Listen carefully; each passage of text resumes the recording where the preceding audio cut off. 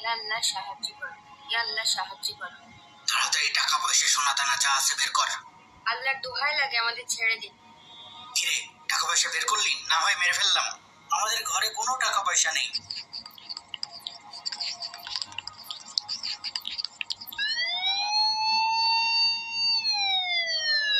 ওস্তাদ police! Police কেমনে টের পাইলো? চল চল কেটে পড়ি।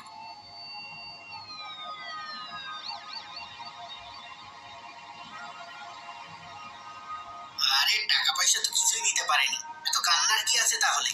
টাকা পয়সার জন্য তো কাঁদছি না। আর যদি আপনার কিছু হয়ে যেত? তো কি হতো? মরে যেতাম।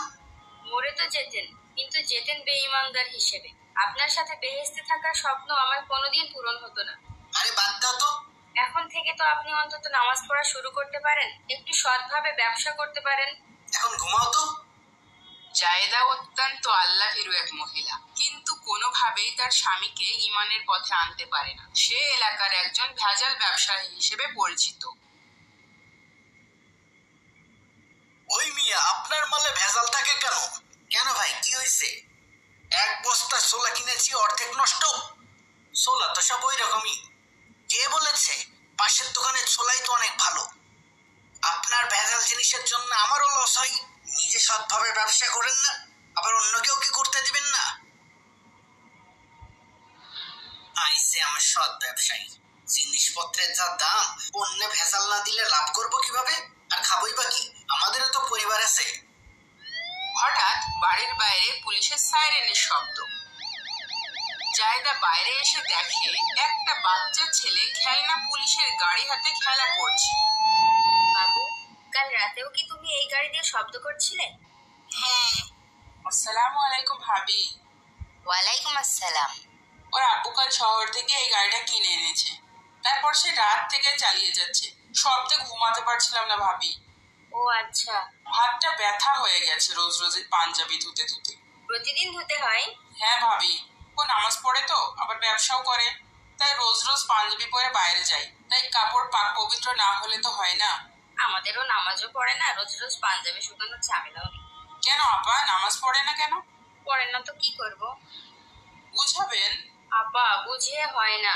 আল্লাহ তাআলা হিদায়াত না দিলে কি হয়? তা তো ঠিকই আপা, কিন্তু আপনার হাল ছাড়লেও তো চলবে না। তা ঠিক, আর দোয়াও তো কম করি না। শুনেন আপা, রোজ তাহাজ্জুদে নামাজের সময় দোয়া করবেন, সাহায্য চাবেন, আর আপনার বাড়িওয়ালার জন্য হেদায়েত চাবেন। এই সময় আল্লাহ তাআলা দোয়া কবুল করেন। হ্যাঁ আপা, এই একটা কাজই এখনো করা হয়নি। আজ থেকেই আমি তাহাজ্জুদে নামাজ পড়বো ইনশাআল্লাহ। আচ্ছা আপা, তাহলে গেলাম, আমাদের বাড়িওয়ালা আবার খেতে আসবে এক্ষুনি। ও আচ্ছা আপা, যান। আসসালামু আলাইকুম। ওয়ালাইকুম আসসালাম। মাঝরাতে যখন স্বামী সন্তান ঘুমাচ্ছে, ইয়া আল্লাহ, আপনি দয়াময়। আপনি আমার স্বামীকে হেদায়েত দান করেন, যেন সেও আপনার পথের সন্ধান পায়। ইয়া আল্লাহ, আপনি আমার এই দোয়া কবুল করেন। আমিন। পরদিন সকালে শামসুদ্দিন দোকান থেকে ফিরে জায়েদাকে বলে, গতবারের যে পুরানো সোলার বস্তাটা আছে না, ওইটা একটু রোদে দিও তো। ওগুলা তো নষ্ট হয়ে গেছে, ওগুলা আবার রোদে দিতে হবে কেন? যা বলি তাই করো। কিছু নতুন ছোলা কিনে আনবো, আর একসাথে মিশিয়ে চালিয়ে দেবো এবার। আল্লাহর দোহাই লাগে, আপনি এই ভেজাল ব্যবসা বন্ধ করুন। আল্লাহ ব্যবসাকে হালাল করেছেন, আর আপনি ভেজাল মিশিয়ে হালালকে হারাম করছেন। যা বোঝো না তা বলতে এসে না তো। সামনে রমজান মাস আসছে, টাকা পয়সা লাগবে না? এই একটা মাসই তো লাভের মাস। এই লাভ করতে গিয়ে তো আখিরাতে লস হয়ে যাচ্ছে। জানেন না, হারাম উপায়ে জীবনযাপন করলে কোনো ইবাদতই কবুল হয় না। যাও যাও, তোমার এই উপদেশ বন্ধ করো। হে আল্লাহ, তিনার হেদায়েত কি কোনোদিনও হবে না? শামসুদ্দিন যখন দোকানে কাজ করছিল তখন সেখানে কিছু লোক আসে। তারা ফিসফিস করে তাকে কিছু বলে। ঠিক আছে, তাহলে বিকালে বের হব।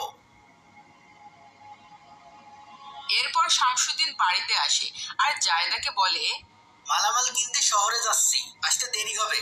তোমরা খেয়ে ঘুমিয়ে যেও, ঠিক আছে? দাঁড়ান।